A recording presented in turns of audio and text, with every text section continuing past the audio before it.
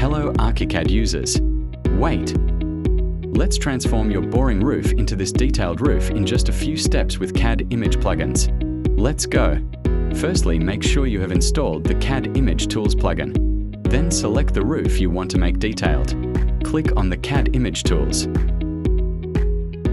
Go to Coverings, then click on Roof Coverings.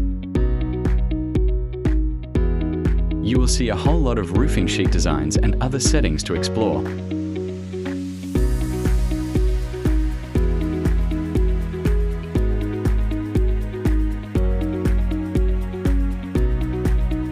Take your time while you explore. Then select your preferred design and play around the perimeter to get what you like for your project. Hope this was helpful.